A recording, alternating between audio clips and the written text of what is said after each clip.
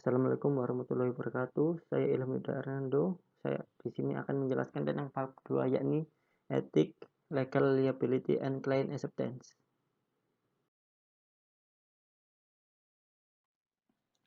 Yang pertama ada the fundamental principle of professional ethics atau sikap dasar seorang auditor.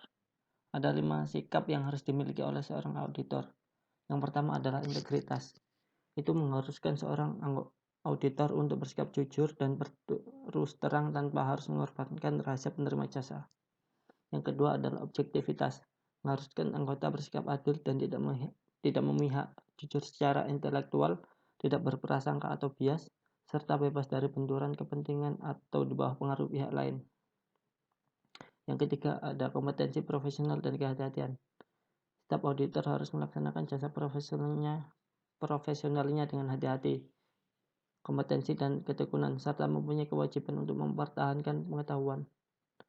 Yang keempat ada kerahasiaan. Seorang akuntan berkewajiban untuk menghormati kerahasiaan informasi tentang klien. Yang kelima ada perilaku profesional.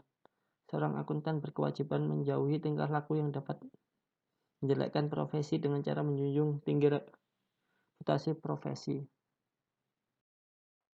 Lalu yang kedua ada independence.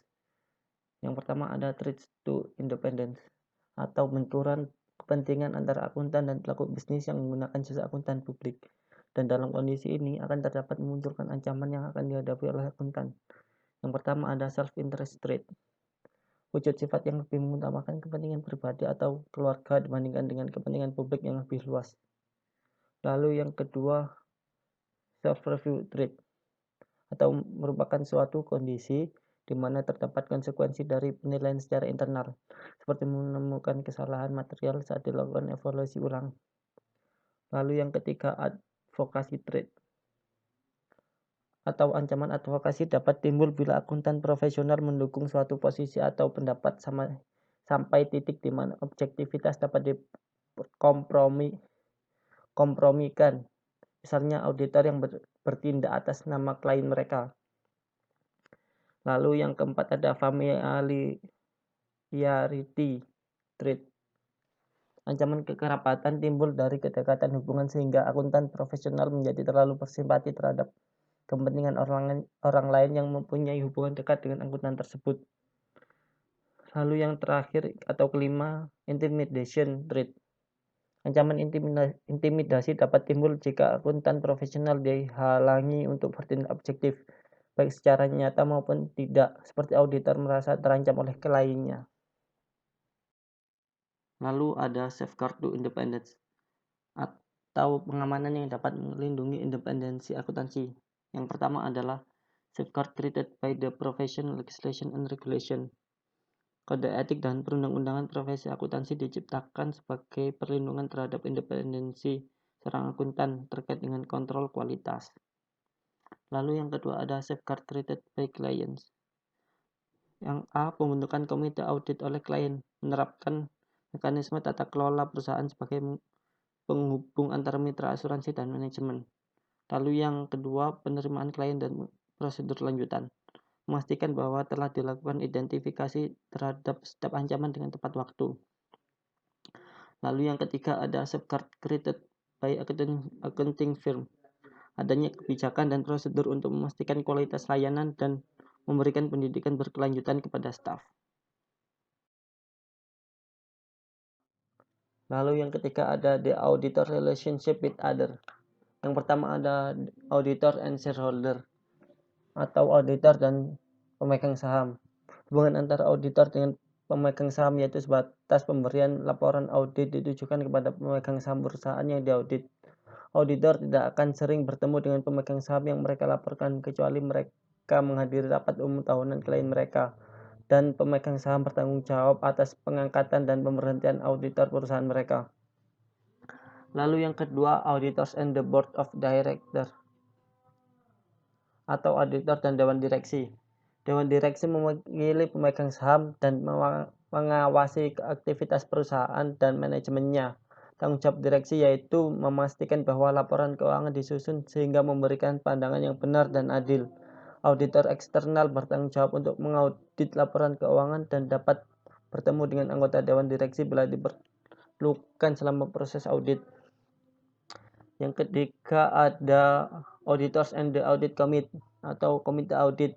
Komite audit berperan dalam meningkatkan independensi fungsi audit eksternal, yaitu untuk memastikan bahwa laporan keuangan benar dan adil, dan bahwa auditor eksternal memiliki akses ke semua catatan dan bukti yang lain yang diperlukan untuk membentuk opini mereka.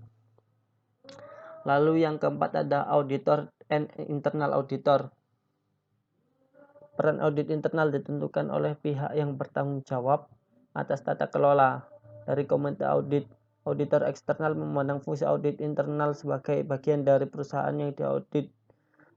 Dengan demikian, fungsi audit internal tidak pernah bisa sepenuhnya independen dari perusahaan. Lalu yang keempat ada legal liability. Yang pertama ada legal liability to clients. Kewajiban akuntan publik terhadap klien karena kegagalan untuk melaksanakan tugas audit sesuai waktu yang disepakati, pelaksanaan audit yang tidak memadai, gagal menemui kesalahan, dan pelanggaran kerahasiaan oleh akuntan publik. Lalu yang kedua, contributory negligence atau kelalaian kontributif adalah ketika klien ditemukan lalai dan berkontribusi pada kerugian yang diderita penggugat. Masing-masing pihak harus dimintai pertanggungjawaban sebanding dengan kesalahan mereka. Lalu yang ketiga, legal liability to third parties. Auditor memiliki kewajiban perhatian kepada pihak ketiga. Pihak ketiga termasuk siapapun selain klien dan pemegang sahamnya yang menggunakan laporan keuangan untuk membuat keputusan.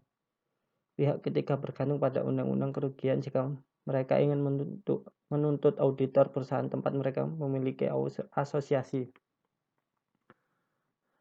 Lalu yang keempat ada avoidance of litigation atau penghindaran litigasi. Ada beberapa cara agar auditor dapat menghindari litigasi ini. Yang pertama, memperkerjakan staf yang kompeten, melatih staf dan memperbarui pengetahuan mereka secara teratur, memastikan kepatuhan terhadap peraturan etika, memastikan kepatuhan dengan peraturan audit, menerapkan kebijakan dan prosedur yang memastikan.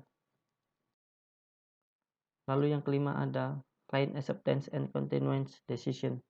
Faktor yang perlu dipertimbangkan dalam penerimaan atau kelanjutan keputusan, yaitu yang pertama integritas klien, seperti reputasinya dan sikapnya terhadap risiko, kebijakan akuntansi, dan pengendalian internal.